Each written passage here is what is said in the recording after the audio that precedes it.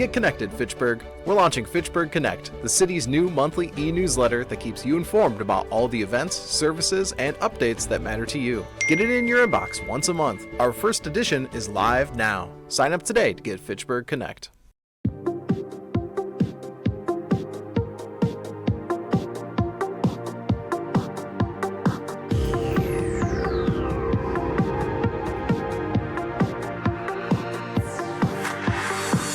Hi, I'm Jeremy Crosby. And I'm Nick Boucher. We're your hosts for the program that's all about your city, Talking Fitchburg. Every weekday, we pull together the news, events, and information you need to stay on top of what's happening in the city of Fitchburg. Find Talking Fitchburg on cable TV, Roku, Amazon Fire, Apple TV, and our live stream on the web. Plus, you can find all our headlines and stories on Facebook, YouTube, and our video on demand service. This is your city. Keep up with Talking Fitchburg and the issues affecting you and your neighbors.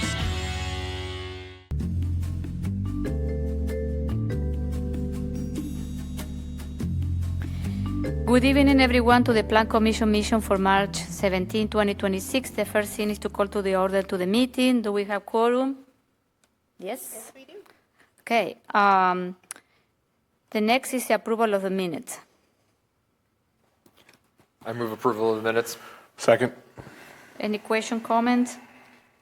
Here none. All those in favor of approving the minutes for the February 17, 2026 meeting, say aye. Aye. Any opposed? The motion carries. Next, we are moving to item number 3, is public appearances for non-agenda items. Do we have anyone on the chamber who wishes to speak on non-agenda item? Seeing none, so we move to agenda review. Then we move to item 5, agenda items 5A.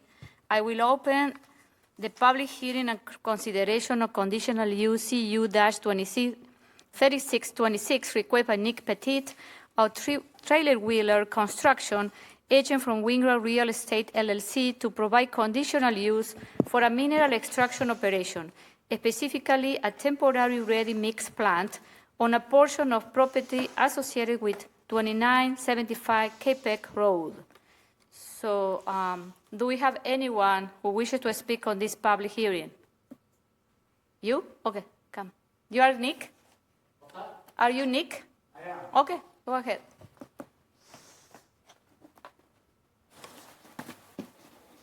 Hello, I'm Nick Pettit, Treeweller Construction, looking to get a conditional use permit approved at the Wingrove site. We have a project on John Nolan Drive for the Wisconsin Department of Transportation.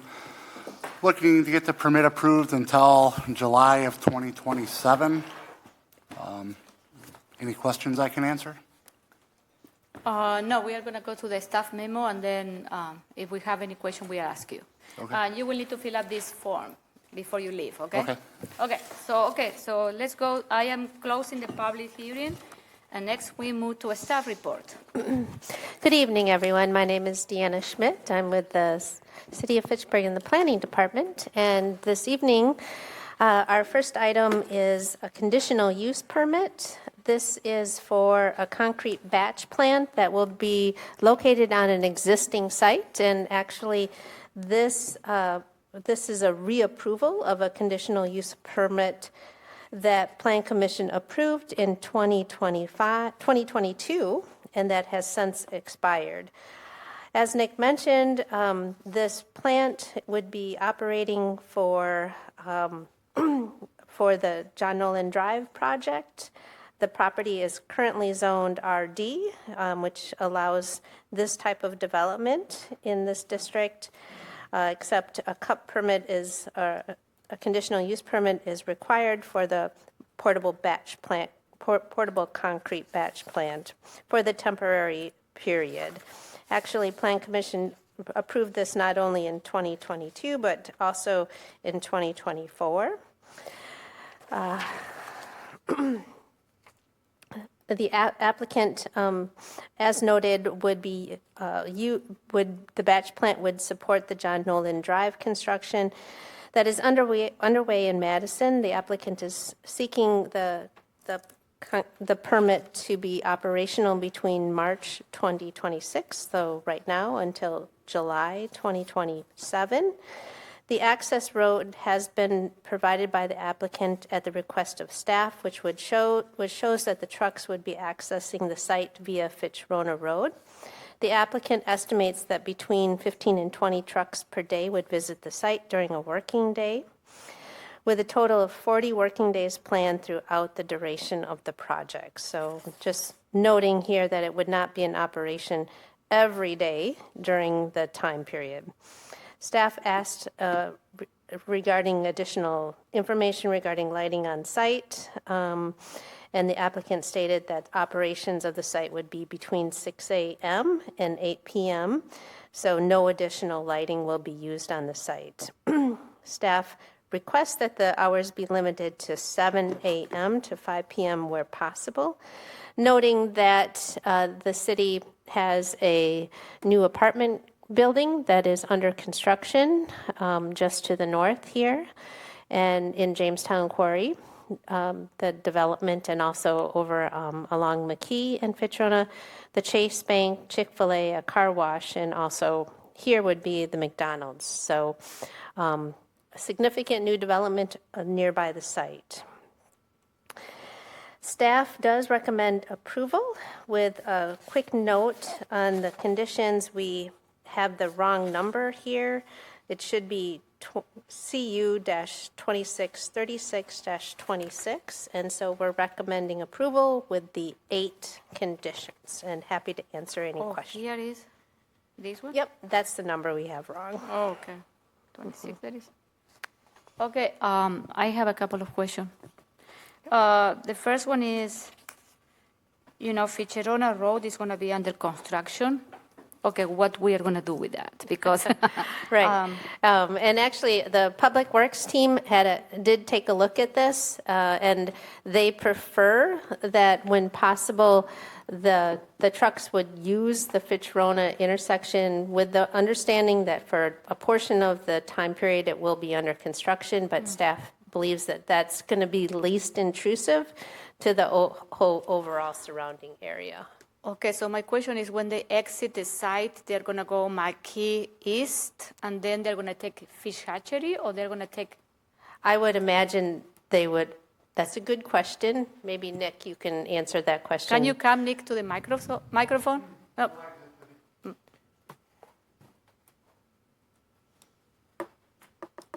So we can hear you. Trucks will exit to the east. To the east, and Correct. then they're going to take Fish Hatchery? Correct. Okay. Okay, and they're going to be how many? 15, 20 trucks per day. Okay. Okay. What's the current use for this, level of use for the site? Pardon me? What's been the, historical level of use for the site? As far as trucks, Trucks and work days? similar to the same. I mean, Okay. we've had that batch plant set up there for over 10 years. So Kind of you don't big. expect this project to be like a significant increase from what you've been using it for in the past? I don't believe so. Okay. Okay. And another question, Diana. Here is the additional section 22-345 discusses the conditional use permit process for mineral extraction. We are not doing any mineral extraction here, is it? No, actually, I shouldn't have left that in there. Yeah. Okay. Okay, so no? Okay. No mineral extraction. Oh, okay, good, okay.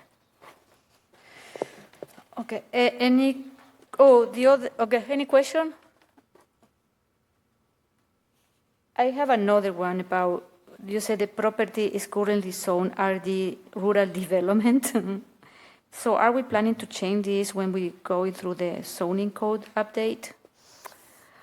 Because this is not rural development.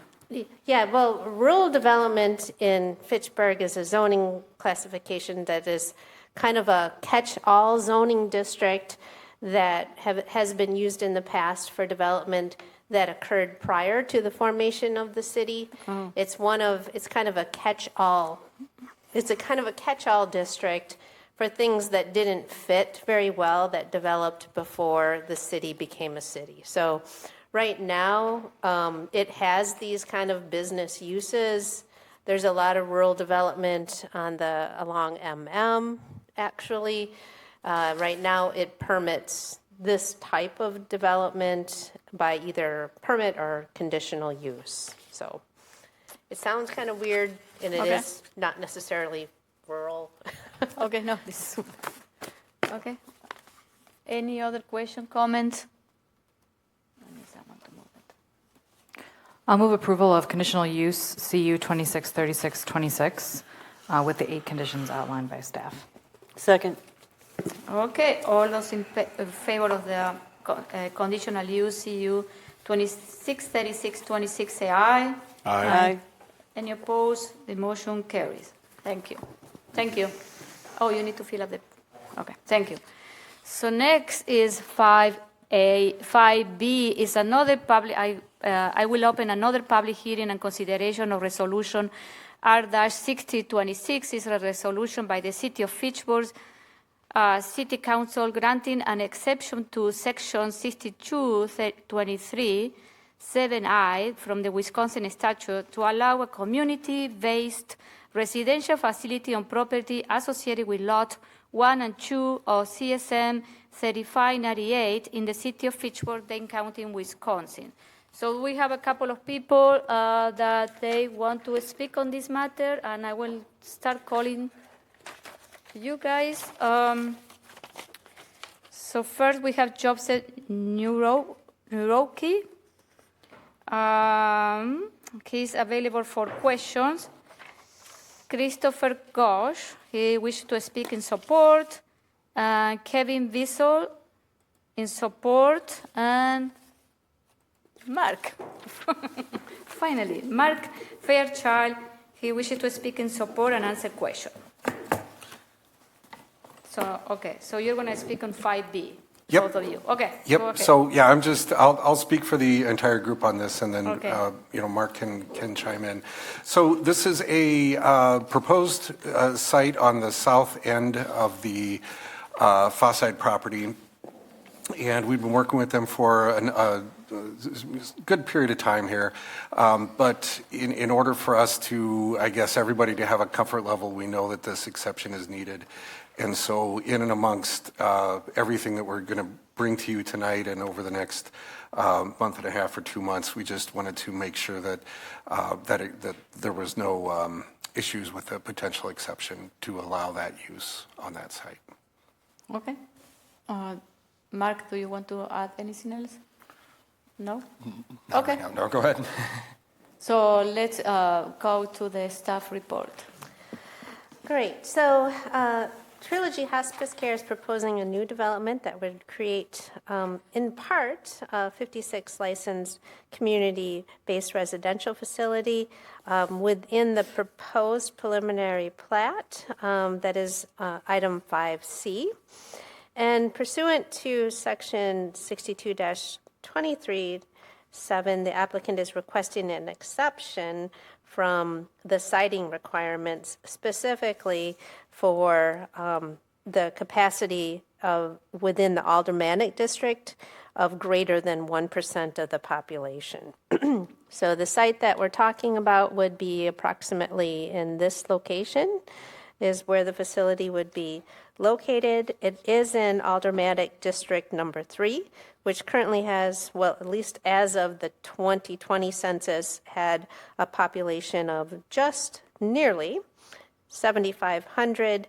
And currently with the Ridge at Fish Hatchery, A-Grace, which we recently approved an exception for a CBRF, the population with this additional 56 bed, that would account for approximately 1.99% of the District 3's population. So under state code, the 1% threshold is, we can go above that 1% threshold, but we need to provide, the city would need to provide an exception. And we're basically just slightly under 2% for the total population. Staff does note, similarly with the recent A-Grace, that this state statute was written probably 50 years ago when no one really envisioned the growth of our senior population. So given that, it seems that this is a reasonable request to allow this exception. So staff does approve Resolution R-60-26. So it would be Resolution R-60-26. Okay, so I open to the commissioners. Any question, comments? Yes. Question, how do we define the community-based residential facility? Because the entire facility doesn't count as it, right? Just a portion No, of it? That's true. And it's a little fuzzy, but basically, community-based residential facilities are ones that do not need high level of daily nursing care. And it also does not count senior apartments or more independent living. So it's kind of that in-between range. So it would be like assisted living or? Yeah, Okay. it is the assisted living.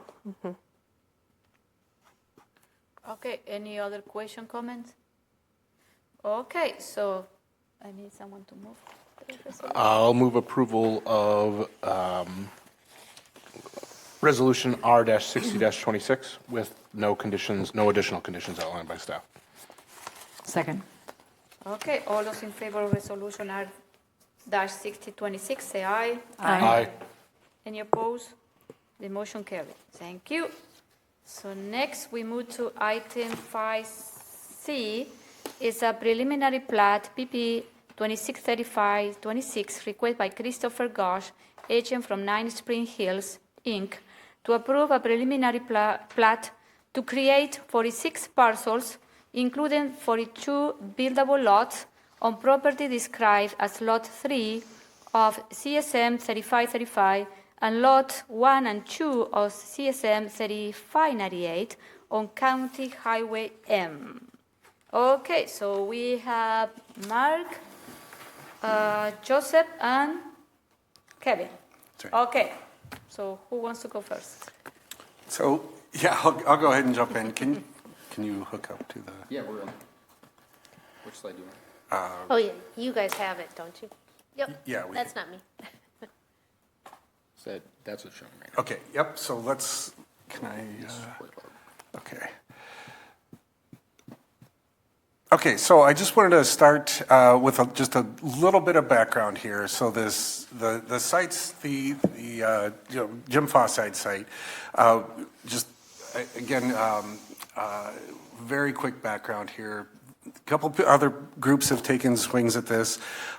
We have been very, let's say, meticulous in this approach, and we've put a lot of pieces together here, to get to this point, and we just want to make sure that we're doing this in a way that keeps this body happy, and that can really get us across the finish line here. So we've really been deliberate in a lot of the sequencing. Having Trilogy as a partner here has been fantastic. We really want to make sure that we're providing the right kinds of housing and the right people involved in that as well. We have to look at we're very comfortable with our infrastructure investments on that, and then also this project is not possible without some TIF assistance by the city of Fitchburg as well in this TID that's already 6 or 7 years old. So we've been very, very again deliberate about making sure that all these pieces fit together. Now, we had a sort of an informational meeting with you guys back, I don't know, a couple months ago. And so where we are right now is we wanted to bring this again in front of you to request a conditional approval, understanding that a lot of the PDD will be submitted. The uses have not changed substantially. We do want to keep adding to the sort of pedestrian experience, and that's, we've been working with the county and staff on that, and we understand that we wanted to get through all of the forestry studies. We wanted to make sure that the, any potential for workforce housing is still on the table, that we want to contribute to that. So right now, we just, in order to sort of achieve our next step, is to say, hey, this is where we wanted to divide this up into all private utilities, all private roads. Here's where we're dedicating this, here's where we're dedicating that. We understand that we can't do anything back for the parks. We understand that we want to try to save as much of the existing woods as we can. Here are the users that we have. We think it's a great project, but we still have a couple things to work through with staff that was on the staff report, but overall, with tonight, with the exception from 10 minutes ago, that really gives another level of another hurdle that we sort of got over to keep working through this, and we're very, very excited about this, and just available to answer any questions about how we're approaching this, and what our expectations are for the site and the development. Okay, thank you. Do you want to add anything else, or no? Okay, no. No, but we are certainly available for questions. Okay, thank you. So now we are moving to staff report, please. Okay. As was mentioned, this site does have quite a bit of history. The current zoning is PDD GIP, which was originally approved in April of 2022, and then once again it was reapproved in January of 2023. Previously, this project, there was a different version of a project called At Edge that moved through its process back in 2017 and 2018.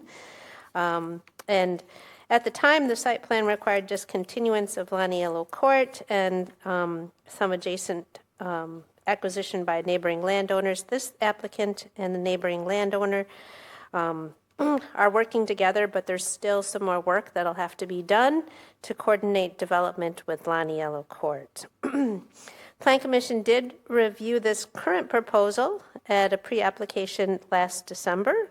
The proposal remains, as was noted, largely the same. There's approximately 30 to 35 owner-occupied single-family, 40 rental and owner townhomes on lots 4, 5, and 15, 312 mixed-use multifamily rental housing also, lots 2 and 3. And then we also discussed the Trilogy site, which is independent living, also assisted living, memory care, and skilled nursing. Other uses that are proposed include approximately 12,000 square foot of commercial space that could be coffee shop, daycare, and fitness and workout facilities located on the ground floor of the 2 mixed-use buildings, perhaps some artist and maker studio spaces, and then, of course, we'll have stormwater facilities, park spaces, and then related community infrastructure. The applicants hosted a neighborhood meeting back in August of 2025, and in general, the response was favorable at the time. Staff just wants to make, in our initial evaluation, a quick note about the future land use for this site, which the future land use is mixed use. This category includes a variety of housing types and densities, along with neighborhood scale business. Sometimes located in a mixed-use building, all buildings are set close to the sidewalk with doors and windows facing the street, with parking located beneath the buildings and surface parking at strategic locations. So that's coming from our requirements out of the comprehensive plan in our future land use map. The existing PDD GIP is not consistent with what is proposed in this preliminary plat. So as noted, there is a condition, staff included a condition that requires rezoning. Prior to approval of this proposal as a final plat, PDD GIP and also PDD SIP is required. Staff also notes that I guess we already did that one. Some brief site conditions. As you might be aware, the site is located on a former landfill containing construction debris, which presents unique challenges. Thus, the discussions with the city economic development team and mayor and council regarding TID support. There was a tree survey that was done for the site, as is required for all preliminary plats today in Fitchburg. There are existing trees on site, but there are no tree species that are considered desirable under the ordinance. Instead, there's cottonwood, black locust, box elder, and willow. The applicants have indicated their interest in protecting viable trees and also removing invasive species from the site.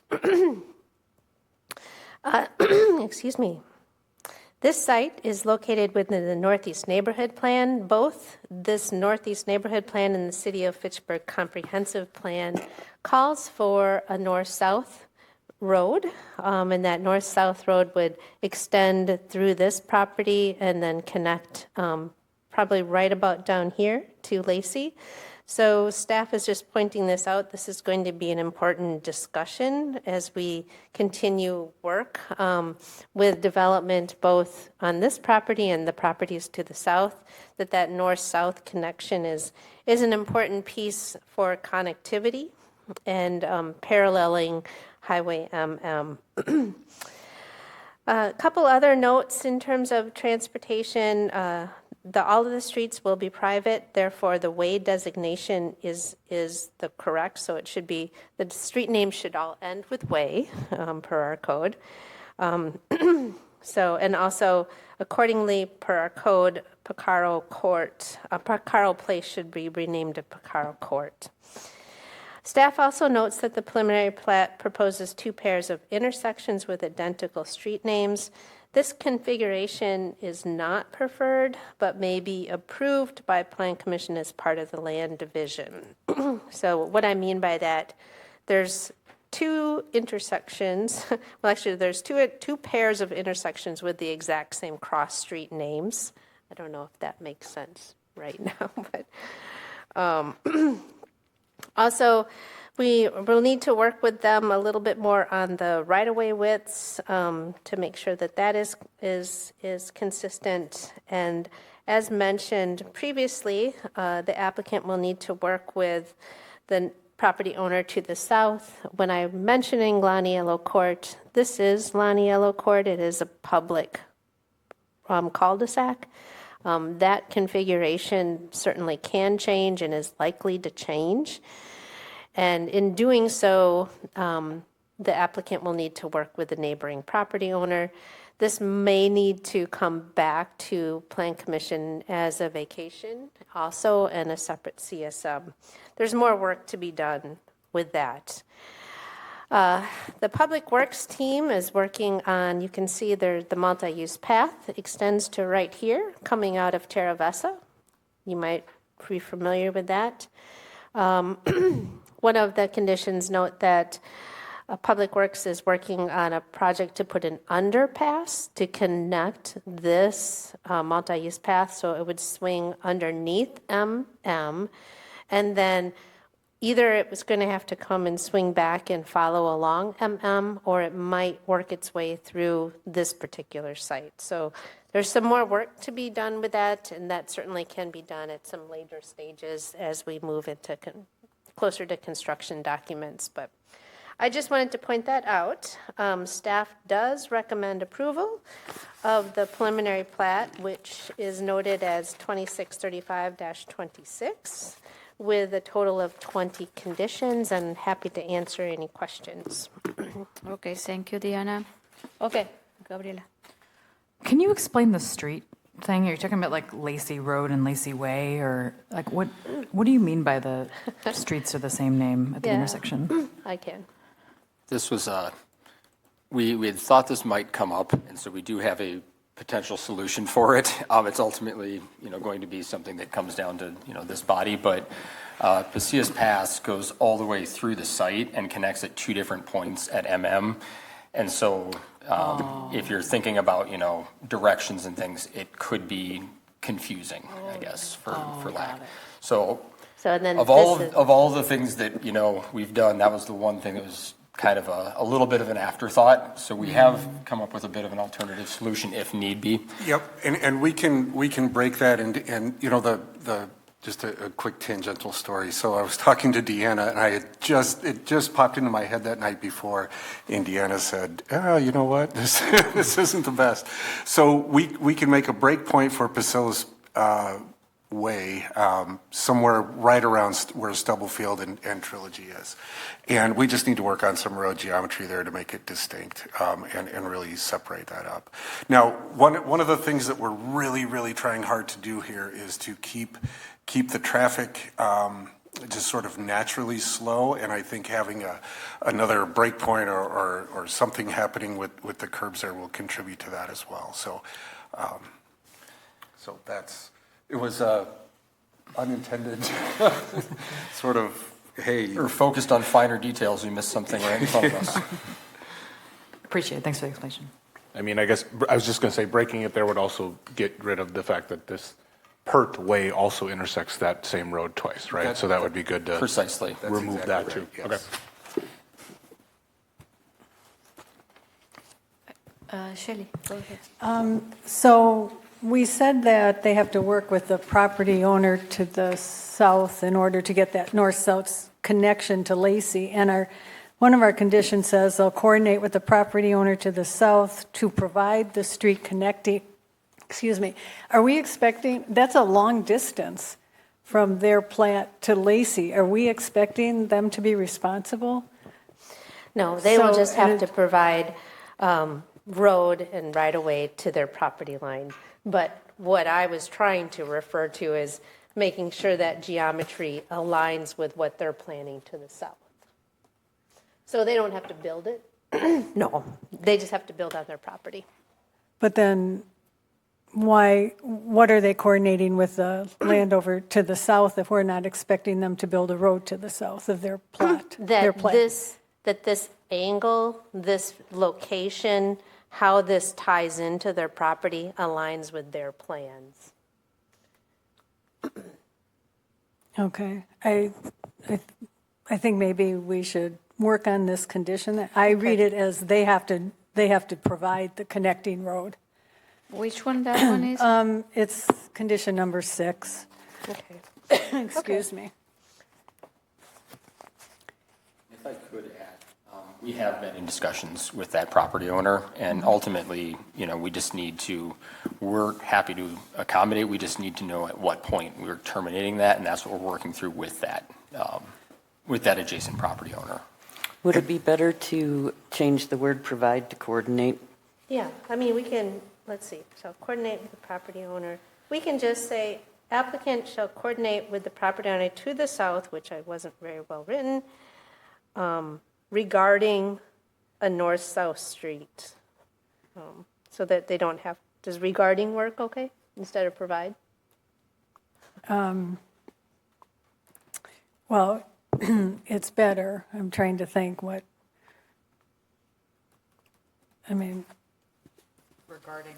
Regarding a future north-south connection to Lacey Road? Yeah, maybe that's better.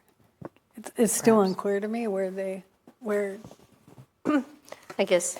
I mean, where you're stopping, where the property owner south of you is responsible and what it means, but you all know what it means, but I do think massaging this number 6 would be better. So can I just add 10 seconds in there? So where the property line is between Dale, the adjacent property owner, and ours, that's what we've been coordinating. Dale has a potential project that may happen sometime, but we wanted to coordinate what Laniella Court is. We think Laniella Court is a little bit problematic where it sits on the curve for MM. So if there's a different access point for him, or how do we coordinate what he's thinking to provide him access and connection to that road? That's what we've been coordinating, and it's it's going fine. It's just he doesn't necessarily have a final plan in place for any sort of future development. So we're trying to get that a little more formalized. Oh, it's not in yet. So I guess understanding that, what is your intention for that Stubefeld Street? Just to stop it basically at the kind of corner there? Well, we'll stop it, but there'll be a hammerhead there for emergency. Right, and then you guys will kind of leave open that lane along the edge of the property that runs, just to keep the option open for him, depending on kind of what comes out later on. Yeah. Correct, that'll be right away. And then, however, so we at least want to give him the opportunity to connect along there and then provide the infrastructure for it, so. Okay. And we've been coordinating with him to find that meeting point that works also with city staff. So it's just, an ongoing conversation right now, because their development is nowhere close to where we're at with this. So they just basically need to agree, are you okay if we stop it at this point, and we'll pick it up from there. And they seem in agreement with that so far? Yeah, very much so. Because at this point, what I'm hearing based on the curve is that if it entered somewhere else, it'd be further south, right? You wouldn't be looking to move it further north into your property, because that's still the curve at that point. In fact, if you've driven that, it's actually a little bit of a blind curve, and having two entry points actually that close could be problematic from a lot of traffic standpoints. And so the point is to take it through, and, if we could, I think Moniello Court would have been vacated entirely some time ago. Okay. So that's, that would be ancillary to the request here, but the intention, it would be to connect that more north-south and not have a third entry point that close. Okay. If I could wordsmith that number 6 a little more, how about saying applicant shall coordinate with the property owner to the south to accommodate a future north-south street connecting to Lacey Road?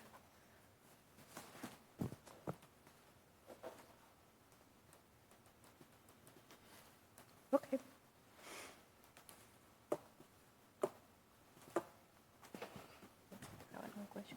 Are you still calling this the syncopation development? Yes. Okay, just wanted to, as I reference it for the council, I want to make sure I'm using the right Yes. terminology. The only thing that changing hopefully are some road names to solve some logistical problems. I have a question about this plat. I don't see any parks. Are you planning to build any parks? Any what? Parks. Park. Can we talk about the amphitheater? Oh, yeah, go ahead. So we actually have, yes, that's a better map. On Pert Way, about halfway through, sort of where the two multifamily buildings will have sort of a central gathering space. If you remember from the last meeting, Pert Way is definitely going to be very intentional to slow you down. If you've ever pulled onto a little bit of a side street where the road surface might change to like a stamped concrete, it's going to slow you down naturally and could potentially be shut off for maybe a select number of days, in the year for a community event. And one thing that we're actually putting in there is a small music amphitheater. So you'll notice several sort of musical tie-ins that are very subtle throughout the project. We really want to make it a community gathering space, which will have, green space adjacent to it, a small amphitheater of, 100 to 150 person capacity with green space surrounding it. And the intention would be to, bring this whole neighborhood together, for a series of events, but obviously open to the public as well for those spaces. So that's one primary goal there. And then, as referenced earlier, we are still working with city staff and county on how that mixed use path is going to traverse through the site. I don't want to necessarily speak in favor or against either option, but there's either going along MM or through the wooded area. There are concerns and pros and cons to both sides of it, but the ultimate goal would be to work with everyone to find the best solution for that as part of this. And can I speak to that quickly too? So we are providing a 10-foot multi-purpose path through the site. I think one of the conditions was to provide that a path along MM, which I think everyone's fine with, but we would like to see if there's a possibility to route that path through the site to keep it off MM, just simply for safety and noise and just sort of enjoyment of the path. So if that's something that would be amenable for further discussion, I know we would encourage that. The other thing is because you're not going to have a lot of people living in this area and how to connect with the rest of the city. Are you open to install a bicycle station there? Yes, actually, in a different life with a different hat on when I was on CETA, I was actually, involved in the tail end of that project, and I think we would be very amenable to that idea. If there's, I'm sure we can find a place for something like that on the site. Okay. I know my wife and kids love the one that went into the Hegel Jamestown Park, so it's been great. Okay. Any other question, comments? Nope. Okay. I'll move approval of preliminary plat PP-2635-26 with the 20. 20 conditions outlined by staff with updates to number 6. Second. Who's second? Stephen. Steven. Okay, all those in favor of the preliminary plat PPP 2635-26 with the 20 recommendations and conditions, and with the amendment to number 6, say aye. Aye. Any opposed? The motion carried. Okay, thank you. Thank you very Thank much. you, everybody. Appreciate your time. Okay, so where we are? Okay. 5D. Okay. So next we move to 5D is final plat FP dash 2634-26, request by Sarah Church, agent from Green Tech Land Company LLC, to obtain a final plat approval to allow the subdivision of 2 lots into 12 new parcels, including 6 buildable lots on property located off East Sherwood Parkway and Lacey Road. Do we have anyone here? Yes, we have Chris Armstrong and Justin. Sam Party. Yeah, I cannot read his last name from here. Okay. Okay, go ahead, Chris. Evening, everybody. This is actually our third time bringing this plat in front of you. The previous 2 times we had brought it forth with the city's intention to build a regional detention pond on the north side of the uptown neighborhood. Since that time, our neighbors to the north, No Oaks, LLC, have proposed an alternative solution, which includes some detention on their land that they would construct, with the hopes that it would be a less expensive detention solution than the regional pond. This comes with their construction of those ponds, and then also No Oaks granting us an easement to expand the existing detention pond at the roundabout at Central Park, and a new road to the north, and relocating a bike path.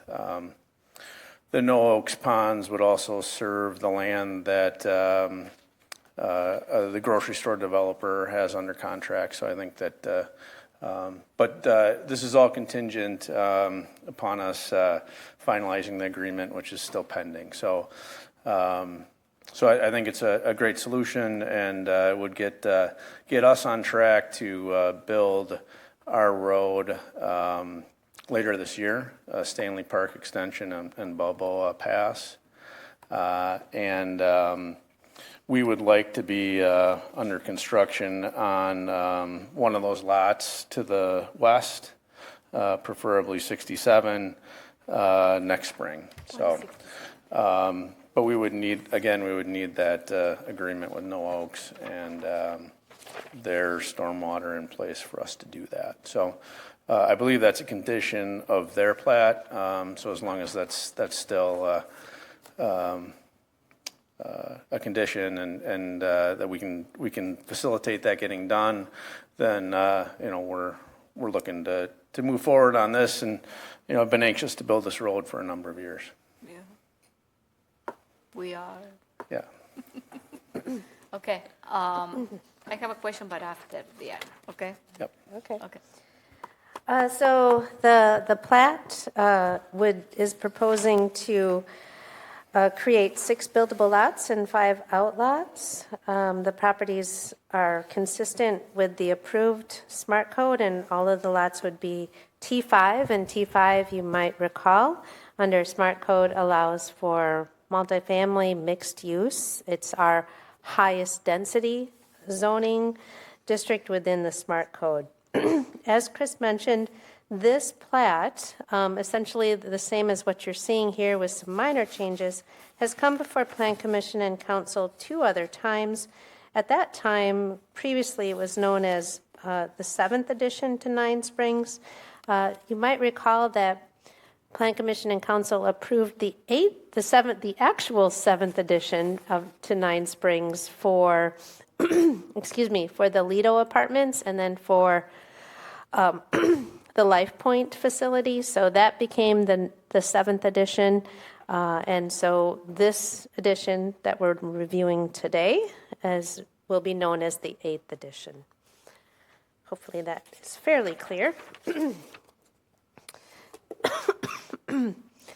There are some minor changes that I would just note. There's a reconfiguration of the northern lots from what was previously approved to create a new lot for stormwater. And the applicant will need to clarify on the final plat whether that's public or private, which I believe it's public. Is that right? Though not a change on the face of the plat, staff notes that the smart code ordinance was changed to reduce the need for the smaller outlots that you're seeing here. In this case, the applicant has determined those outlots are still needed in order to meet setback requirements. Staff does recommend approval of the final plat, and once again, we had a small error in the numbering. It should be FP-34-26, and there's a clarification that Dan was kind enough to hand out to you for number 3. This goes back to Chris's discussion about stormwater. So the northern lots, 70, 71, 72, would be serviced by outlot 48, but the southern lots, lots 67 and 68, would drain into the drainage way, which will then drain into the No Oaks stormwater facility that is still, that they're still working through the agreement. So we needed to clarify that, that the applicant can proceed with the construction of Stanley Park Place and proceed with development, but lots 67 and 68 could not have a building permit or early start permit until those stormwater ponds in the No Oaks subdivision to the north are constructed. So I hope that's fairly clear. And Shelley has already found an error. Number 9 and number 11 are exactly the same. So we'll eliminate number 11. I'm requesting a change to number 3 so that we will end up with a total of 17 conditions if Plan Commission so approves. Why 17? We're adding one? No, we're going to take away one. No, they go on to the next page. This handout is missing I'm the last sorry. 2. Yeah. Oh, okay. I just printed out the one page. Okay. What happens if you pave this street and you don't get an agreement to drain those 2 lots into No Oaks? He will need to build the stormwater. Say that again? You will need to build the stormwater. I guess that's a possibility. I think I would be, if there's not an agreement in the near term, I'd be pushing the city to reconsider the regional pond. So, the agreement is with No Oaks right now. It's been back and forth between our attorneys a number of times. If we, I think that I would hope the city could help facilitate that agreement coming to a conclusion. I think it's a good point and a good question. and a concern of this approach. So I think that the alternative is still in place to do a regional pond, and I think that's why the city has kept that option open. If we're forced to go that way, I don't think that either of the three parties would prefer that. But at some point, I mean, we've been looking to build this road since 2020, and if we can't come to an agreement, then I think we're just going to have to move forward with a regional pond, in my opinion. Deanna, can you give me some background on that? I will certainly try. When the original plans for Nine Springs, and probably Chris has more history than I do, the idea was that under SMART code, this area would urbanize, so that in order to allow that urbanization, we would have a regional stormwater facility to the north, actually these lots up here, that would take all the stormwater for the entire area. Once the No Oaks development, which of course you saw a preliminary plat and also the final plat for a portion of that area owned by the No Oaks, they were not supportive of the regional detention facility. So they were supportive of accommodating some of these land stormwater on their property. So what Chris mentioned is they're working with, the two parties are working with to hammer out a stormwater facility agreement that would serve both of their interests. Essentially, the pushback was that the cost of this facility, the regional stormwater facility, was, in the eyes of No Oaks, was far more expensive than just providing the stormwater facility on their property. The city purchased that land. We pay almost $1 million, but then to create the regional pond, then we need to assess the cost to the landowners, and it's going to increase maybe what it was, $60,000 to $70,000 an acre. I think it had been 50 in my last memory, but I think we've updated it a couple times as we've tried to move this plat forward. So it could be. so that one it's going to be too costly to us, for the landowners to pay for that infrastructure. So this is why another option was to see if we can, have what is. We don't have the regional pond, pocket but ponds throughout small ponds around the other parcels. There's kind of some dead land that makes itself available up through the swale that really isn't developable. So capturing it for a little smaller pocket detention ponds is a good idea and a good use of some land, and I think it frees up some land for the city as well. So. I think, but time is the issue for us. It's just as good of an idea as it is. So what is the problem with if you might share with us, finalizing the agreement, We're okay with the agreement that's available, or that's on the table right now. So it's not up to us. No. No Oaks lawyers have it right. No Oaks lawyers have it under consideration right now, you said? And just to clarify this, the only thing you're asking for is stormwater retention for 67 and 68 on the No, we also need, Justin, maybe you could help me out a little bit, but we need the easement at the roundabout to expand the pond that the city built as part of the Central Park extension. That one is our pond. Correct. Okay. For lots 67 and 68 would be treated by No Oaks basins to the north. Then as part of this plat, we're expanding that existing basin, which is outlot 48, which would be the stormwater management facilities for lots 69 through 72. Oh, okay. And then the remainder of the right-of-way for Stanley Park Place, Balboa Pass, and the two remaining outlots all drain to the existing basins to the south. Okay, so I need to understand this. Okay.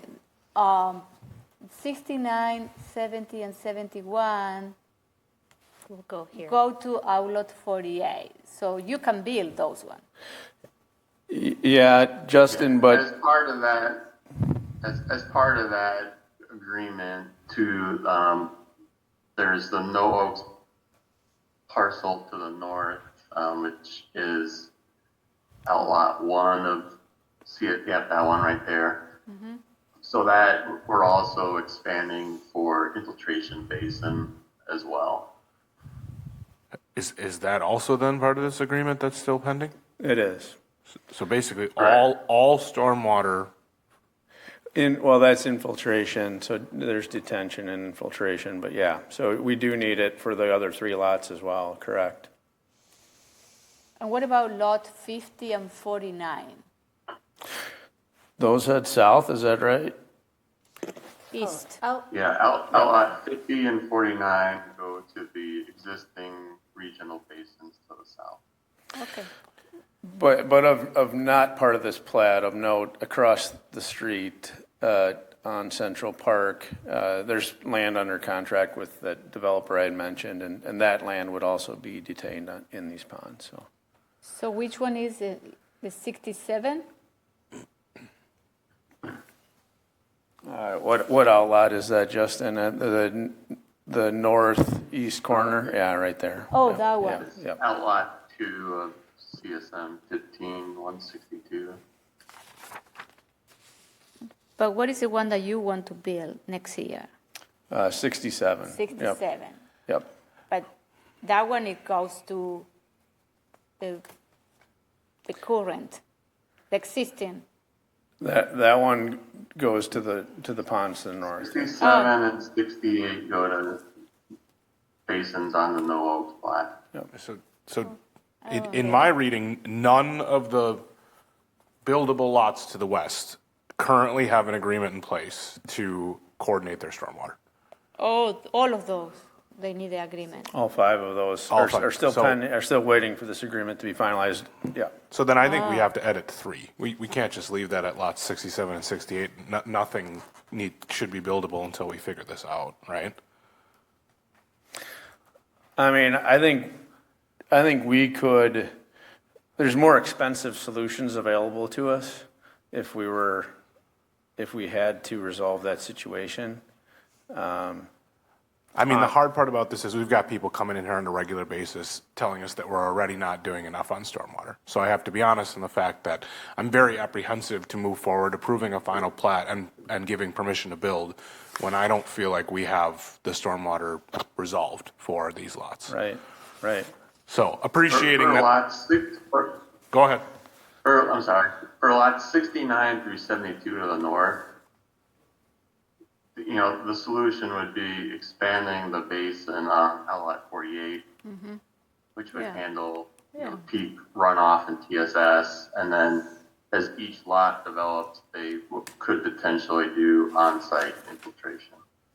Yeah. Which is what we do now on most of our projects. I don't Which think is- that's which is what how the outlier current plat is. for those lots. Okay. Yeah, and ideally, we would do the more efficient infiltration on that easement, but if we didn't, then we would have to, do some of the other infiltration methods that we've done on a lot of other projects, from pervious pavement to now cistern infiltration. And so there's other options that, so separating infiltration from detention, I think, is the key. That's what's trying to justify that kind of 67 and 68 are in a unique position, because if you needed a path forward for the others, you technically have one at this point without getting an agreement from No Oaks. That's what I'm hearing. Yep. Okay. Yep. Justin, what would you recommend if we didn't have that agreement? We could propose. We could do just like the remainder of the Nine Springs plat. You can do regional peak flow and volume control at outlet 48, and then each site as it develops would do some sort of on-site infiltration, like pervious pavement, underground infiltration, bioretention basins. I mean, I'm for whatever gets detention resolved here as soon as possible, whether it's this agreement or a regional pond. And I'd hope the city could help facilitate that. We are helping. Yep. Deanna, are we going to see this again for the lots aside from 67 and 68? Or I guess, when is that stormwater sufficing, going to be assessed? Right? If we approve this without necessarily knowing even what 69 through 72 is going to need, is the city staff is going to then have to make that decision kind of in a later stage? So likely what will happen, I mean, certainly we can amend the condition number 3 to include the other lots. This was the wording that our public works staff was comfortable with, so I just copied and pasted what they wrote. And so the final plat does not come back to you all. This is your one shot at the final plat. However, what will happen is more detail in the subdivision improvement agreement that will lay out some more specifics.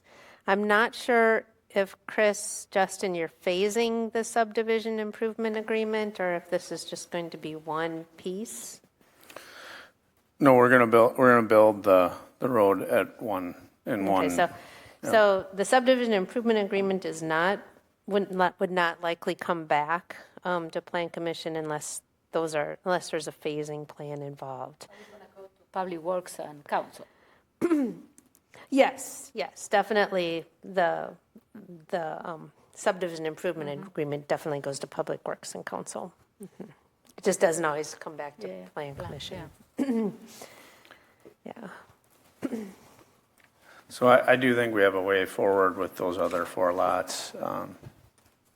Expanding that pond at the roundabout. Yeah, I think it's a practical solution.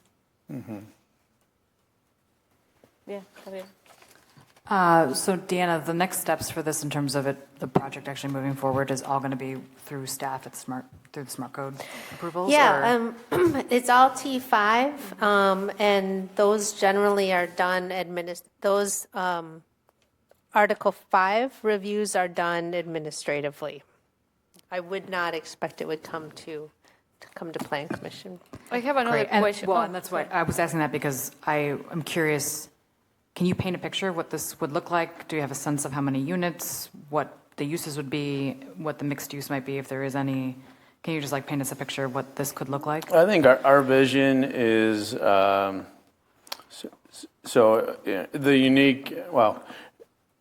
building we just built at the south end of Uptown Talon would be a building we'd be replicating in different styles along that western side of Stanley Park. The building that is at the terminus of Balboa would be a clubhouse. So I think you'd look down Balboa and see the community facility. So hopefully that would be an architectural an element.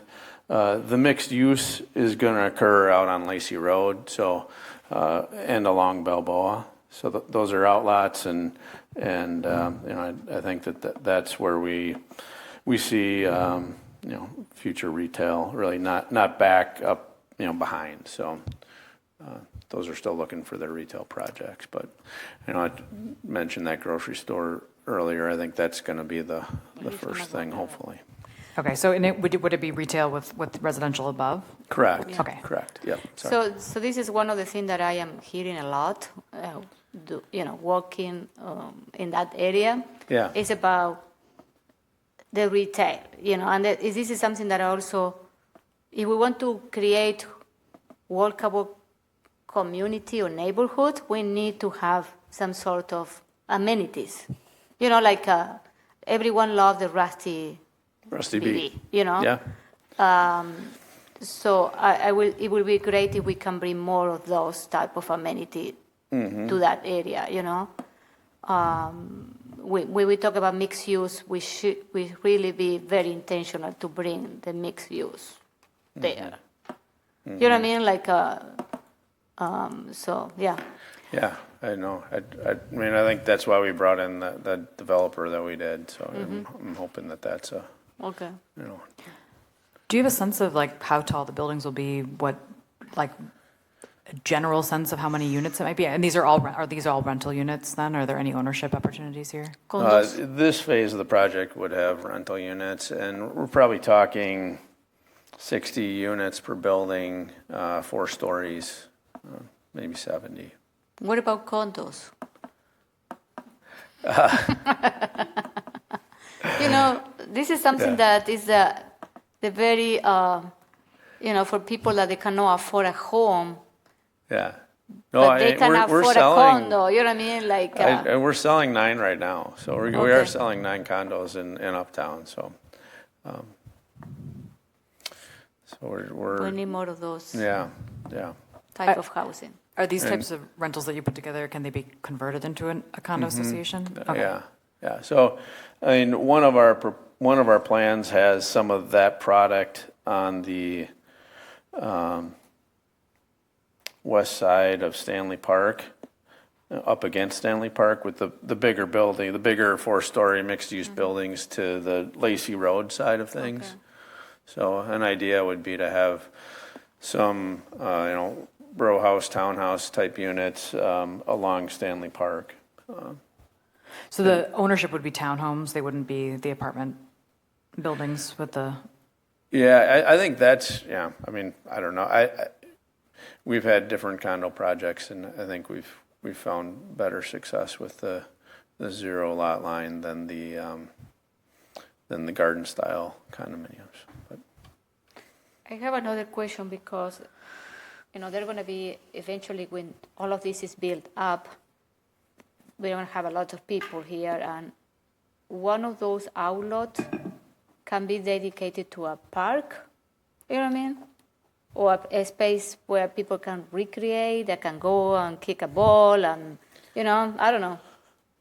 I mean, Deanna knows that there's a pretty rigid park plan within Smart Code, and we need to have smaller parks throughout.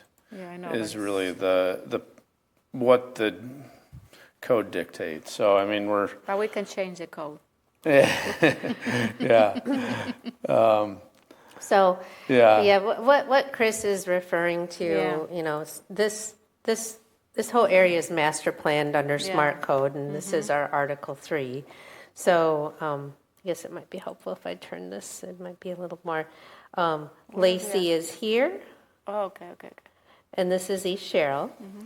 And this is Stanley Park Place that Chris is proposing, and that would be Balboa that Chris is proposing. So we're looking at these lots right here. And so in the big scheme of park and development, there is no park right in this area. You know, we're taking, with the plat that's coming up next on your agenda, we would be taking parkland here. Eventually, we would take parkland here, and I would expect we would take some parkland here. And then, of course, this is all public lands here to the south, too. Okay. So I don't, you know, in the scheme of things of the master plan, I think there's park space. Then there would be proposed to be kind of a plaza, too. This would be the hospital lands. Here is where Life Point is, and Chris and his team is building the Lido at this corner. So, that's kind of where we are in terms of the overall master planning. And I think an important park in this whole neighborhood will be that plaza that Deanna was referring to, and you know, really getting that right with interacting first floor retail and mixed-use buildings surrounding it. So I think that's a real spot to focus on a nice town square. So and you know, I think the bike paths was something that we really focused on in the beginning, and so that linear park is, a big part of our parkland dedication, and they get used a lot. So our tenants are pretty happy with their access to that linear park. So he's kind of referring to the pathways that, Oh, and there would nice. be a major path that would extend You could do through the No Oaks like a property too. terrace, so you can walk. Can you remind me of the plaza concept? I don't know that I. Where exactly is that? Is that in these lots or is that? No, it's on Central Park, which is really intended to be the center high retail street of the neighborhood. As the density and fills in to support it. But I think if regionally, I think that Middleton's done a nice job of a town square with retail surrounding it, and I think it's something that we should aspire to. It would become that much easier as UW Health comes online and we start to have some of their employees and patients come into this area. They're our anchor still. People want a supermarket there, so Yeah. Mike is going to deliver that. Yeah, he is. Okay, any other question, comments? I'll move approval of final plat FP 263426 with the 17 conditions outlined by staff, removing condition 11 and rewording condition 3 to read, the stormwater facilities in the No Oaks Ranch plat that will service lots 67 and 68 shall be constructed and accepted by City of Fitchburg Common Council prior to the release of any building permits, including early start permits for lots 67 and 68. Second. Okay, all those in favor of the final plat, say aye. Aye. Any opposed? The motion carries. Okay, thank you. Thank you. Okay, where we are now? Okay, so where we are? Okay, E, yes. So then we have a final plat FP-263226 request by Michelle Burrs, agent from No Oaks Ranch LLC, to approve a final plat to allow the subdivision of 15 lots, including 4 buildable lots in the No Oaks Ranch neighborhood. Okay, and we have. Phil. Phil Spune is online. Phil, do you want to go ahead and explain what we're trying to do here? Well, thank you. I wasn't really intending on making a presentation. I think everything has been in front of staff as well as the Planning Commission last month. But we've been working very hard with Deanna on making sure that all of the issues were taken care of, and there's been several over the past 9-10 months. By the way, that the stormwater management system with working with Chris and Scott and Avante and everyone else, there's a good faith effort on both sides, trying to accommodate each other. And that the engineers have been working on that as well. So there's some things that are still needed to be worked out with that development part of it. And I'm confident that it will be taken care of.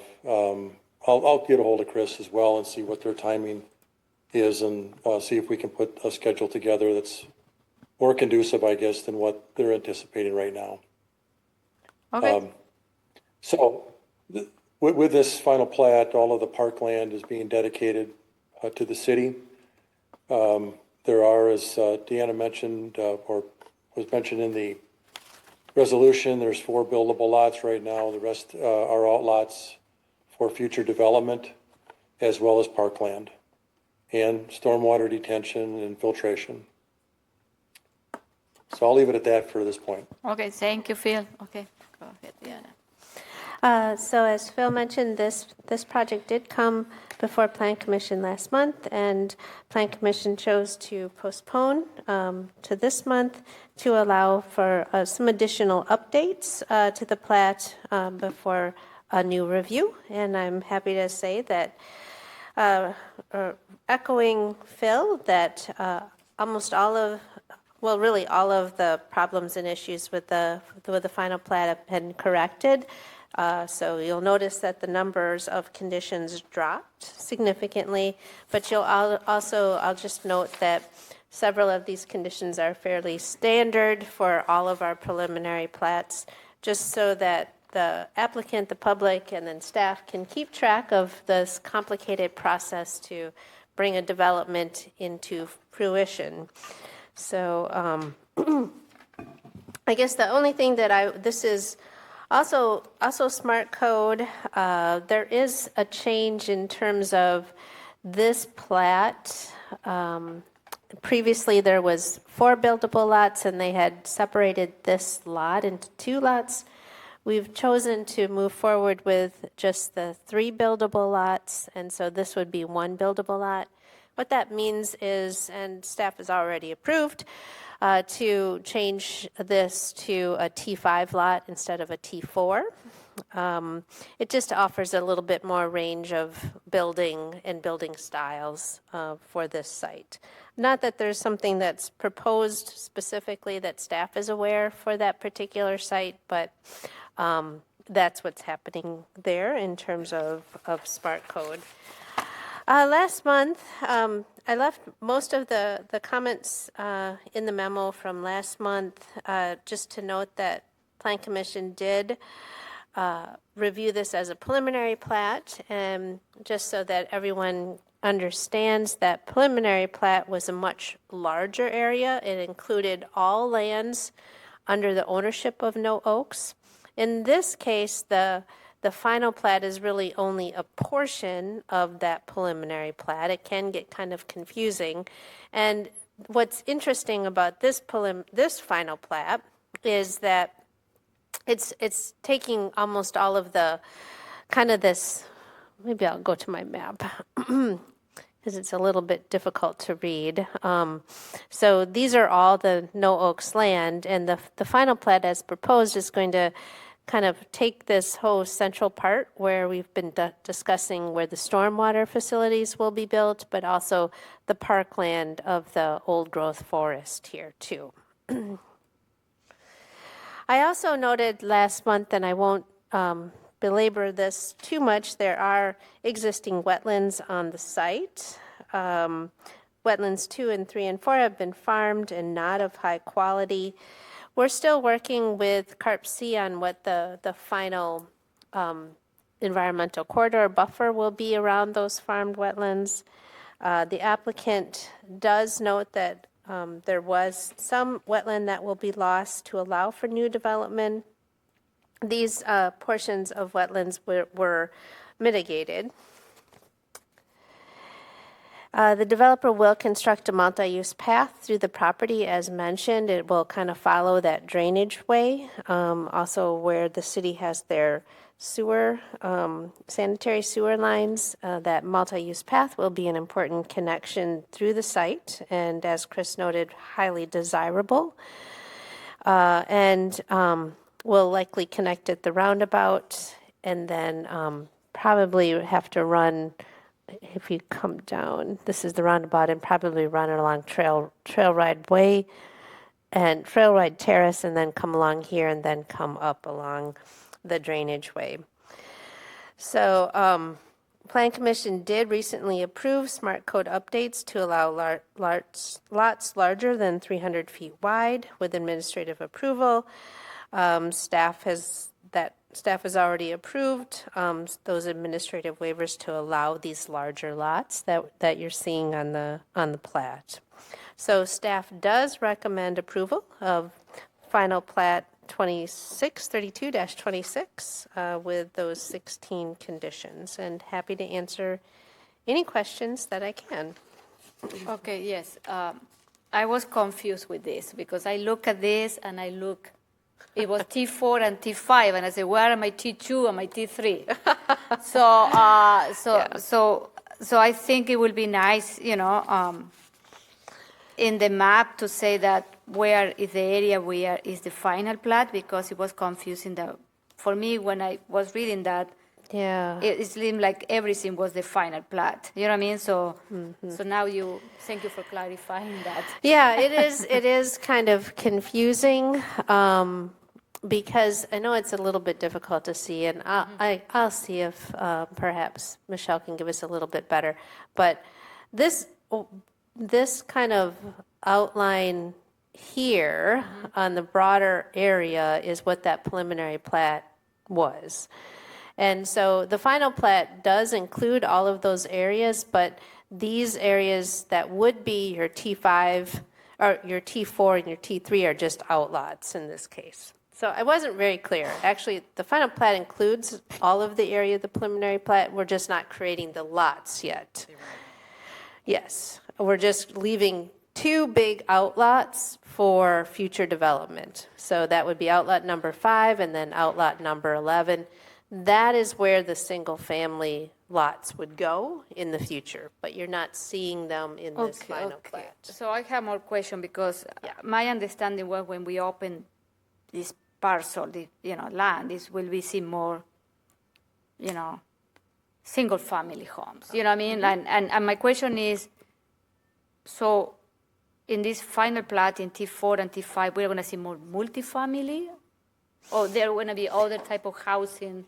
Yeah. You know what I mean? That is going to be owner-occupied. You know what I mean? That one is my biggest. I think, I don't want to speak for the developer, but I think that these would probably be more, where there's only 3 buildable lots in this plat that's before you tonight. It's this lot, and this lot. So that. And part of the reason is just in terms of staging infrastructure, right? How we extend it, and it just happened that the single family lots are to the north and to the north here, and so that's just kind of the staging process. They'll come in future phases. Are they planning to build like townhomes or any other type of? Maybe Phil, you have some ideas about the lots.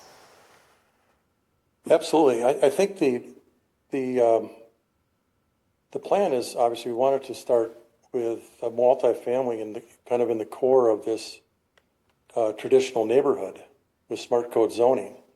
So as it develops to the north, there's dozens of single family lots. The preliminary plat, if you can refer to that, will show you there's probably, 60 or 70 lots at least that are towards the north as it abuts Dale Osborne's property, which I think the city's going to be working on, as well as up to Clayton or McCoy Road.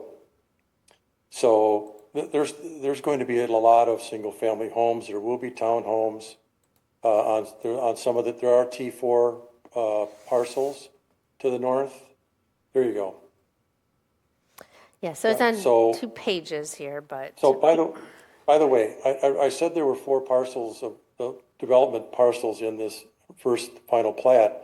I had included the CSM lot, which is not, I guess, technically part of this plat, but there's one, and there's the second one to the north of that, and then further to the north, that one is now 1 lot, and then over to the west. So there's actually 4 parcels that will be developed in multifamily. The lots along El Camino, those are lots that abut the Avante property that potentially will have a grocer to the south of that, the land, because they own the south half and No Oaks owns the north half of that large parcel. And then there's El Camino. There's multifamily or T5 lots that are on the north side of El Camino. And then on the road to the north of that, those few parcels up there will be multifamily Those might be either T4 or T5. And single-family lots are to the north of that. And then if you go up to the next page, there you go. So those are the rest of the single-family lots up there. So the land abutting Dale Osborne's property are all single-family, except for towards the south. And then everything that's abutting to the northwest, those are all single-family. T3 lots that back up to the woods and also back up to the wetland to the south part of that single-family area. There'll be alley-fed lots, as we did successfully in Terravesa. And I think what we've done is we've tried to provide a good balance in the right places for single-family and the higher density properties. So it's going to be like a mini Terravesa when it's done. Well, I mean, it is smart code here. It is smart code, and we're following those requirements. Okay. And smart code has worked, I guess, right? Yes. For now. Yep. If I have my 2 cents, yes. Okay, Gabriel. I wouldn't have said that 20 years ago. Another question for Phil. Do you know when construction might begin and, what the timeline potentially could be here? As far as infrastructure, this summer. And again, there's a lot of things that I'm helping these folks with this project. And so there's many new things that they've not been exposed to in the past. This is not what they do. Yeah. And so it's been a learning curve. I do think, I've got a great relationship with Chris, and I'm trying to help he and Scott with No Oaks and come to an agreement. We know that's important. So, that's to get started with construction. They're going to they're bidding right now, the infrastructure. So we hope to have that infrastructure company selected by the first part of April, and they will proceed from there. And then would the development happen down in 2027, 2028? Kind of, is that the timeline you're looking at? Absolutely. I think the market dictates some of that, but there's certainly interest in all of it, from different builders that specialize in single family as well as those that specialize in condos and apartments. Thank you. Okay. Any other questions, comments? I'll move approval of final plat FP 263226 with the 16 conditions outlined by staff. Second. Okay. All those in favor of the final plat say aye. Aye. Any opposed? The motion carries. Thank you, Phil. Nice to see you. Thank you. Okay, so next we are on 5F. It's a ADR 2113 Red Arrow Trail, request by Ryan Short, agent for J.K. Rock LLC, to obtain architectural design review approval for an exterior renovation of the Bellman Apartments located at 2113 Red Arrow Trail. And we have a couple of people here. Oh, there it is. We have Ryan Schultz. Yep. And I don't know, who are you? I'm Josh. I'm the owner of JK Rock. Ah, okay, thank you. Okay. Okay, go ahead. Good evening. Thank you for your time. I'm here with the owner. He owns 4 apartment buildings over on Red Arrow Trail in Thurston, is it called? Yep. If you see the documentation here and zoom in on the some of the existing photos, you can see that the facade is quite dated and is currently getting quite deteriorated. The windows are failing in some points. So generally, this is just a project to propose a new facade, basically, to tear down the existing dated mansards and replace it with siding. We're going to plan on keeping the brick at the base there, paint it with some breathable paint. And then I believe there's also plans to re-roof the buildings with either TPO or rubber membrane roof. And other than that, to include some trash enclosures. There's one existing on site, and we're going to include another one in the same similar vein on the other side of the site as well. And also replacing lighting in the same location there was existing. Working with Dan, the photometric plan is forthcoming. That's not in here, but we will hopefully within the week share that. So, do you need to share anything? I think that about covers it. Okay. So I brought a siding sample if you want to see it. Okay. It's this blue, but it's the same that's on there. I can bring it up if you want. Yeah, go ahead.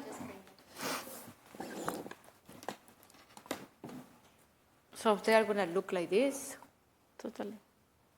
This is the color you're going Ah, the color. Oh, okay. Yeah. Oh, okay. All right, thank you. You should just. Yeah, excited. It's not too much exciting. Okay, Diana, go ahead. Oh, I'm going to give this one to Dan. Ah, that, okay. Yeah, so Ryan summed it up pretty well, but yeah, this request for ADR approval is for the exterior renovation of the 4 multi-family buildings on the site, and as Ryan noted, includes removal of the mansard roof structures, replacement of the windows, installation of new vinyl siding, and the replacement of the roof membrane. As noted by the applicant, all existing exterior lighting is to be replaced with new fixtures that will conform to the city's dark sky ordinance. And staff notes that a photometric plan is still forthcoming and has been added as a condition. And so staff will review following the Plan Commission meeting. Staff has requested that all dumpsters be screened, similar to the dumpster enclosure that exists on the property. And the owner of the property has communicated this work with their existing tenants and anticipates that the work will start in the next several months and conclude by the end of 2027. One more note I will say is that the owner has indicated that landscaping will be added to the site following the completion of the exterior renovation. So staff does recommend the approval of the ADR for 2113 Red Arrow Trail with the 3 conditions listed. Okay, thank you. Can I ask a question? How many people live in those apartments, or how many units do you have in total? Just over 100. Over 100, okay. And they're like 2, 1, 3 bedroom? It's a mix of 2 bedrooms and 1 bedrooms, Okay. primarily 2s. Okay, thank you.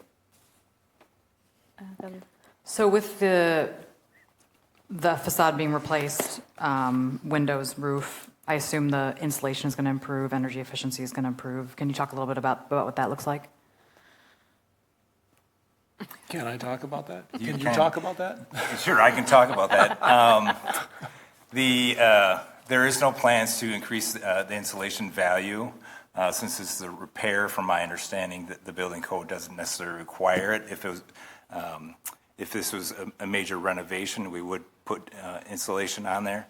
But that's something the owner could entertain. Obviously, the heating bills would be greatly improved. But there's no plan right now for that. How is the insulation? How old are these buildings? I believe they are 1970s, Whoa. late 1970s, early 80s. The blueprints were blue But it was around 80s, I think, yes. And do you know what the utility bills are in your buildings? I don't. Okay. Yeah, I don't. Yeah, it just, obviously, it's not part of the approval here, but I know some of those old buildings have some really high utility bills for the residents. I assume the residents pay the bills. Yeah, you're right. It's Okay. electric heat, so that's the primary utility Yeah. cost. Yeah. Everything Yeah. else is water, and other things are obviously not passed on to the residents. Yeah, yeah. It just seems like an opportunity, if you're pulling off the siding anyway, to add some insulation, something that I know you already have a plan going, but something to consider. Are the windows going to be a higher energy efficiency? They're going to be double paned or anything of that nature? I think the most budget level would be better than what's there right now. I think anything will be better than what's there. Okay, these are really old. And that is the truth about the siding, too. There's substantial damage to the siding. But the priority here is to replace broken elements and improve the look. It's not, the primary priority is not energy efficiency. That is not the focus, no. It will happen by default of these things. And the replacement of the windows will end up obviously improving that.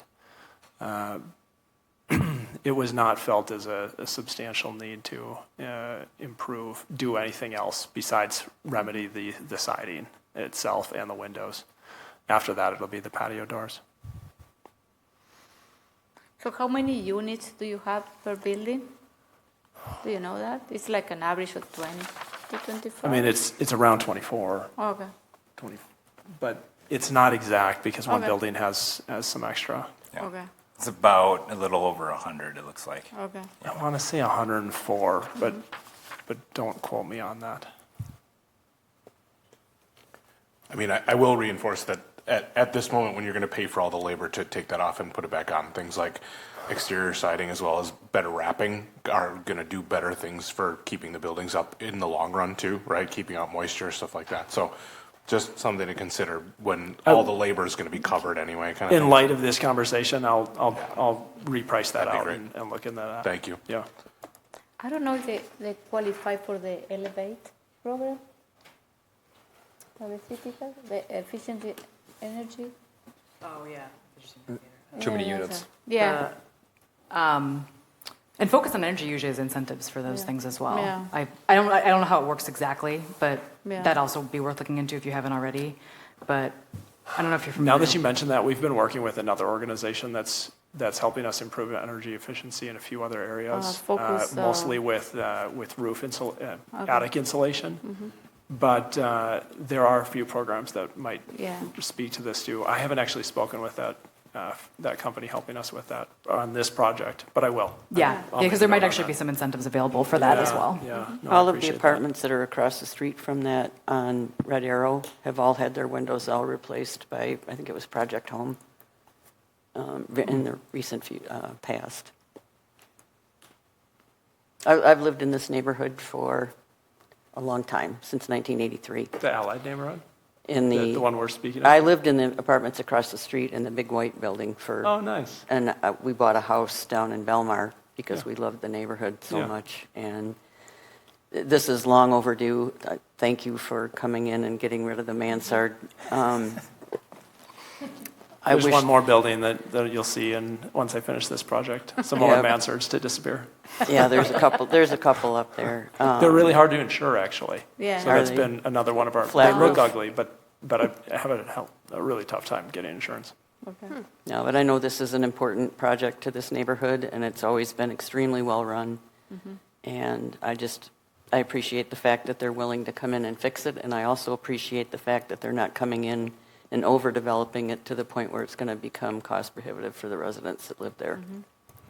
We really feel that the city needs more affordable housing, not more. Yep, and Class A. quality. And that's what Yeah. I like to see is instead of building a whole bunch of brand-new buildings where all the apartments are $2,500 and $3,600 a month, Yeah. to come in and clean up some of these older facilities where it's a great location. There's not a better location to live in Yeah. the city of Madison or the city of Fitchburg. I mean, it's 10 minutes from anywhere and 20 on the outside. So it's important to this neighborhood to have that stay stable, and I appreciate that you're coming in and taking care of it. Thanks. For what it's worth as well, we've already remodeled all the units. We prioritized the units first. So this is the last piece to the building. This is the envelope. Okay, thank you for doing that. Okay, so any question, comments? That's it? Okay, so I need someone to move there. I move approval of the ADR for 2113 Red Arrow Trail. A second.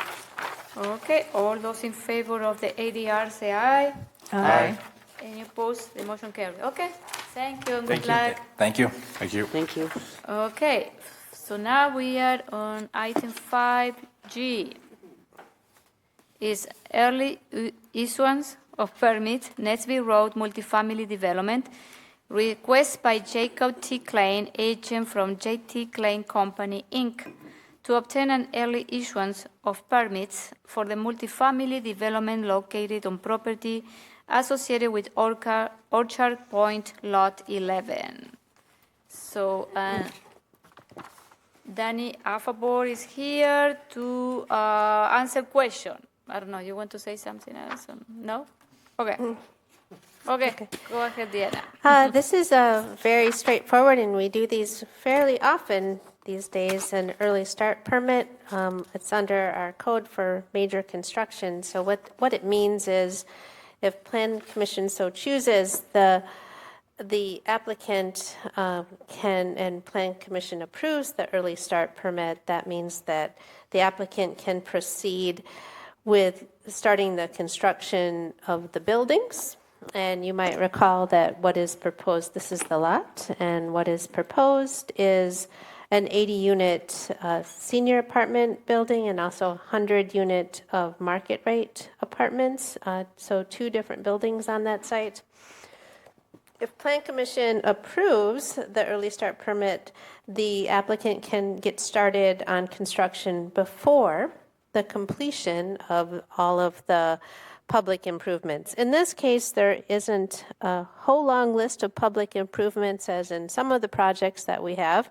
There is an asphalt path that needs to be widened and some utility work, but the early start permit will just allow the applicant to get started and better phase the project and get started with the construction of the building. So staff does recommend approval of the early issuance of permits for the Nesbitt Road multifamily development. There are 14 conditions, just real standard conditions that we normally see for one of these.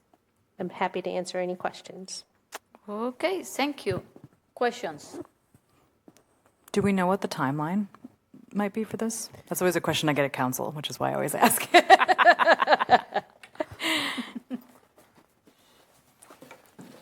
Yeah, we're just finalizing our construction bids. We're probably hoping to break ground in the next couple months. We'll say summer to be conservative. And then I assume this would be a year plus of building, or? Yeah, 13 to 14 months of construction time per building. And will you do them simultaneously or separately? The goal is to phase them, probably start one and then 3 months after that one to start the next one. Great, thank you. Yep. Any question, comments? Okay, so all those in I move approval of the early sorry. issuance of permits for the Nesbitt Road multifamily development. Second. With the 14 conditions outlined Thank you, by with the staff. 14, Yep. thank you for the assist. So, Second. Sherry, second. Okay. All those in favor of the early issuance of permits say aye. Aye. Any opposed? The motion carries. Okay, Thanks, you. Arlen. Sorry that you had to wait so long for 2 minutes. Okay, so next one is resolution R-6326, approving the agreement for water service between the Village of Oregon, the City of Fitchburg, and the State of Wisconsin Department of Correction. Okay, so Diana. Okay, so Plan Commission and Council might be aware that, Plan Commission has approved a conditional use permit and ADR to allow the Department of Corrections to build their new juvenile facility on this site. And as part of that, they are going to need to get their water utility service from the Village of Oregon. And so this agreement is what just does that. Even though the facilities are in the city of Fitchburg, they will be provided water service from the Village of Oregon, and this agreement spells out the details to allow that. Are you sure that that one is the location? The location of where the DOC facility is? Yep, I can definitely double check. I don't remember that. Yep. Yeah. Okay, so let me see. When? It was 25. I don't know. I think it's more to the Here. west. I don't know. Yeah. I certainly could have it wrong. Let me just pull this up.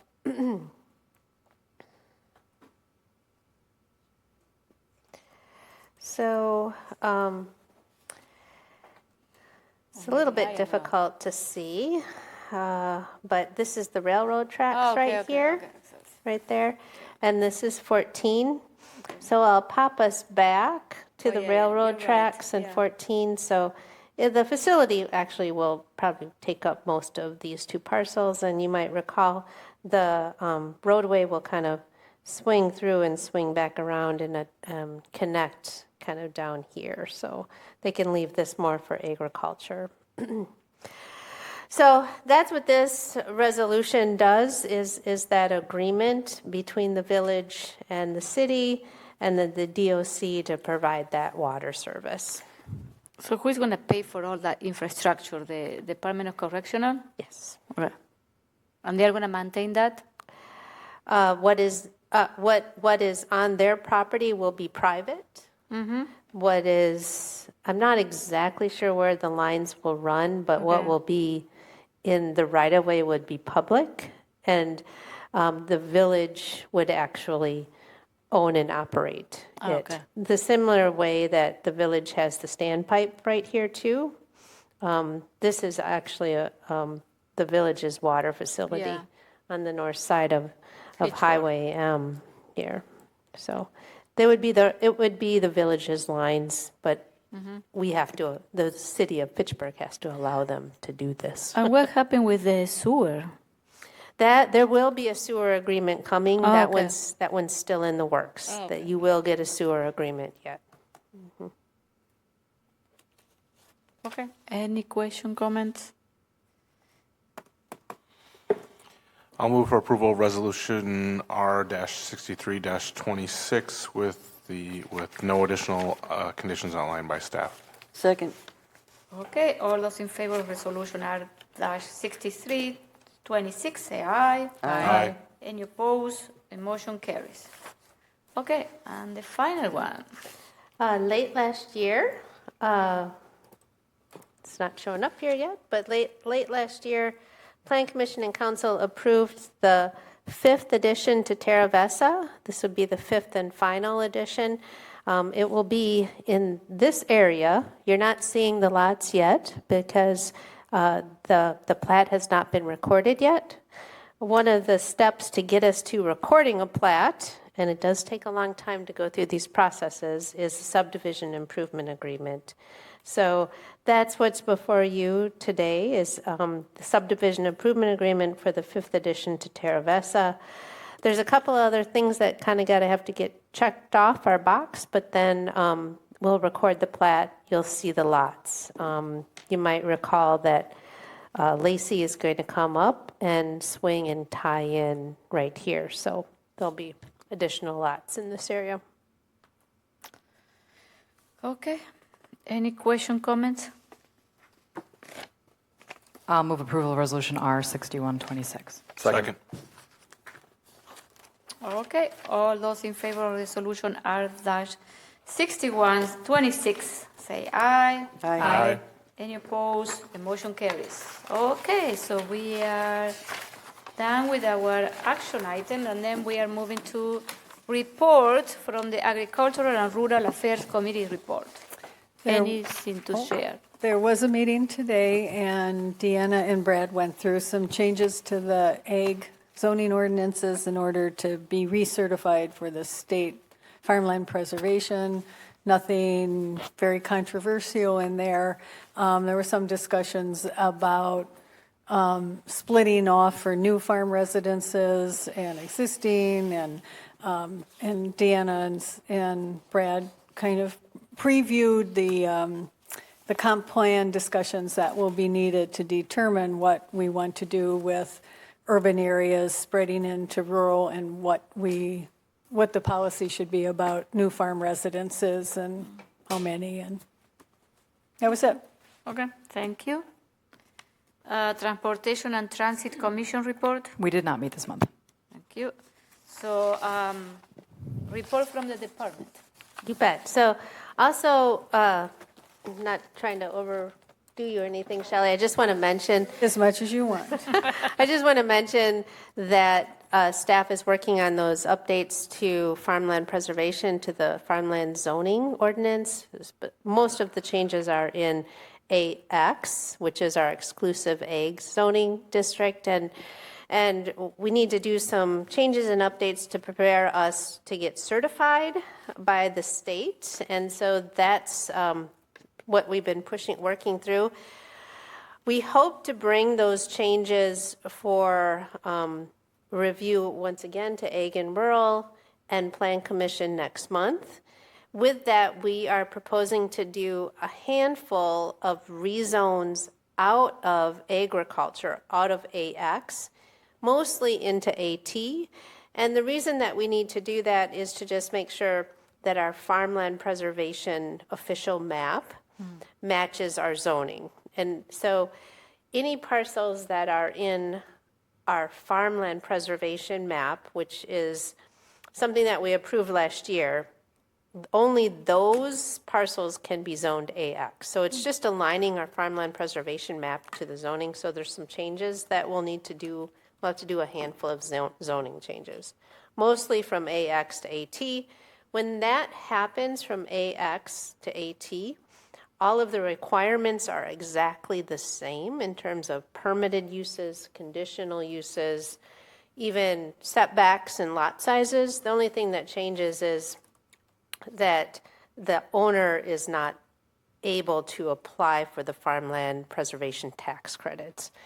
And they're not able to do that right now because they're not labeled as farmland preservation in the official map, if that makes sense.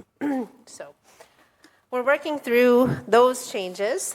We had a very good response, at least I'm very pleased by the response to the comp plan RFP, and then we also had the zoning code RFP out.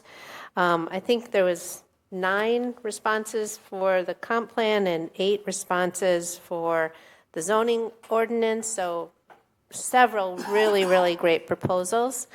The internal team is meeting tomorrow to review those proposals and try to get them down to a reasonable number to do some interviews. So we are on track, pushing to get a consultant on board within the next month, 6 weeks. Finally. Yep, and then we would get started in earnest on beginning with the comp plan update. And what staff is envisioning from the comp plan update, we would roll right into the zoning code updates too. So that's a lot of stuff on our plate coming up.